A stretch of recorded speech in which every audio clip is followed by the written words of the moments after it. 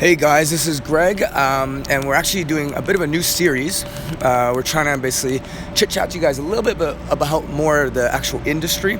As you guys know, I go to lots of trampoline parks and different stuff like that, and competitive gyms and things like this. And what we actually want to do is give you guys a little bit more reality behind the scenes of these places, because a lot of people go in and they say, oh, it's a trampoline park, or it's a competitive gym, or it's a circus school, whatever it is, but they don't actually know what's going on. They don't know what's actually happening, why people are doing what they're doing. They see potential injuries, or they see a really cool skill, but what's the business behind that? What's the psychology behind that? What's all that sort of stuff? So I kind of want to chit-chat to you guys a little bit about that, and the series we're making now is going to be more for that.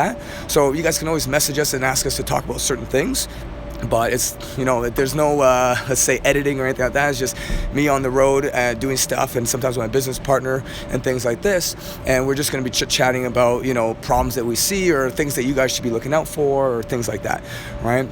And I guess we'll start off by saying, we just had a meeting with these parks, and I'm literally just pacing around this park right now because no one's here. They just opened up. We just had a meeting with all the staff and the owners, and discussing, well, where does trampoline parks go? So what actually has happened with them? And we're seeing that when it first reopened up in 2004, which actually most people don't know that they started in the 60s. You pay 25 cents US dollars for a half hour of jumping, and it was just like what you see. It was just kind of like this, less frame pads and less color, but it was outside and you just go and jump.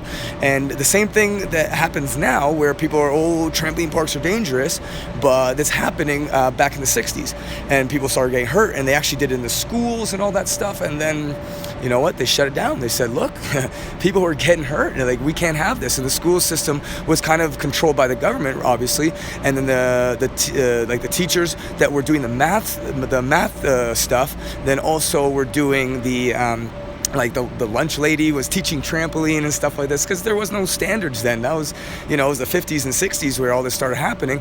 No one really knew trampoline. It just had been invented, how long ago?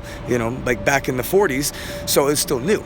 And what happens is that people didn't know what they're doing. There's no standards. And then from there, people just got hurt. It's very simple. And back in 2004, they had already been shut down. They got kind of back up again with Sky Zone in 2004. And then what happens is that the same thing occurs.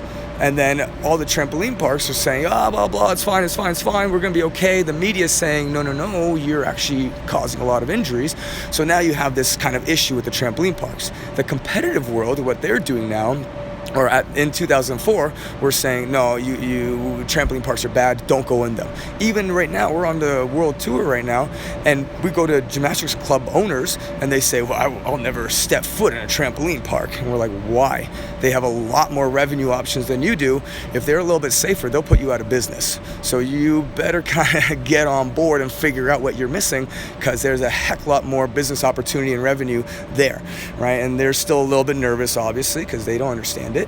But what happened in 2004 is that you start off and you basically have the parks, and then the competitive side loses revenue. They lose a lot of money, because everyone now says, I don't have to have a coach tell me what to do. I don't have to do conditioning. I don't need someone hitting me when I don't point my toes. All right, this is perfect. So everyone runs to the trampoline parks, right? And then the trampoline parks say, this is great. Everyone loves this, blah, blah. But they didn't know what they were doing, so they could not teach anyone anything. And when you can't teach someone something, then eventually what happens is that they get bored, because people like to learn. People like to do new stuff. So then what happens is that you go from there, and then everyone leaves the trampoline parks, and then all the competitive gyms and trampoline facilities started saying, hey, you know what? Everyone's coming back to us because they can't learn at the parks. Great. So then what happens is, what do you think the trampoline parks did? They said, all right, so screw this. We're going to start doing classes. And they started doing fitness classes. This started emerging in 2008, maybe. Can't quite remember exactly, but it became pretty big. Well, that's the first starting sign of classes being developed, right? Then all of a sudden, now you see performance trampolines going into these things. And now everyone's learning how to do, quadruple backs and stuff like this in trampoline parks, as they say, right? And what you notice when you kind of step back, you realize the trampoline parks are doing the exact same thing that traditional trampoline facilities or gymnastics facilities did back 40, 50, 60 years ago, right? And really what you're seeing is a repeating of history more than anything. And no one likes to admit that, right? But that's actually what's going on. So then what happens is that people say, all right, now we have the IATP, the International Trampoline Park Association, which is not even a actual real association. It's more of a conference, of people that just like to kind of get more information. And that's about it, right? So from there, what happens is that you now have all these people kind of going back and forth talking about, oh, well, what's this, what's that, how do we do this, how do we keep people more safe? But this only formed, recently, like 2009, 2008 or something. So the damage had already been done. And then what happens is that you say, okay, well, 5 years, 6 years too late, the damage is already done. The trampoline parks are already kind of on their own way, but now we're trying to go in and regulate them. Well, it sounds a lot like parkour, right? They say, oh no, parkour is bad, because that's what the competitive guys said about them.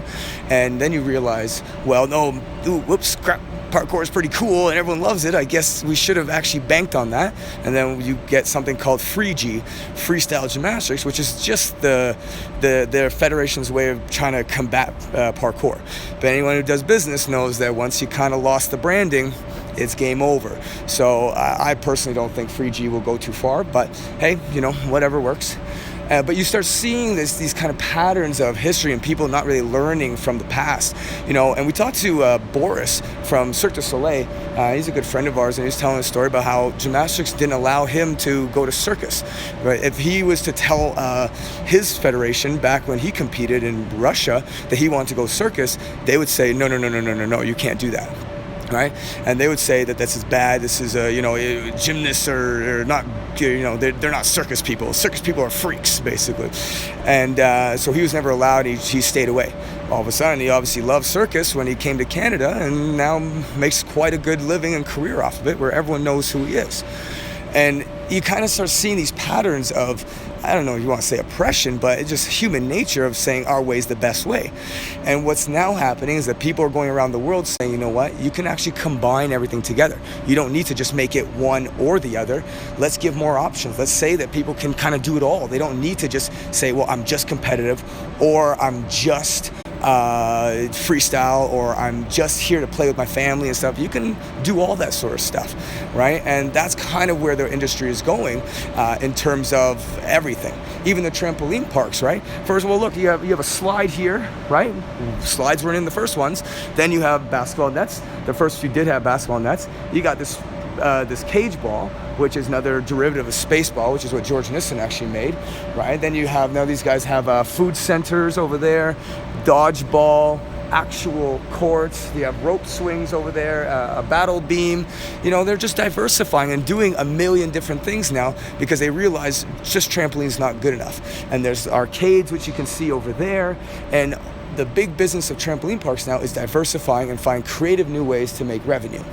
Now, most competitive gyms don't really innovate, right? We know that, because when's the last time you went to a trampoline facility or gymnastics club and they really had something really new and creative? Not too often. Some of them are getting into the Ninja Warrior stuff, right? But again, they're definitely losing the battle on creativity and innovation, which ultimately wins in business.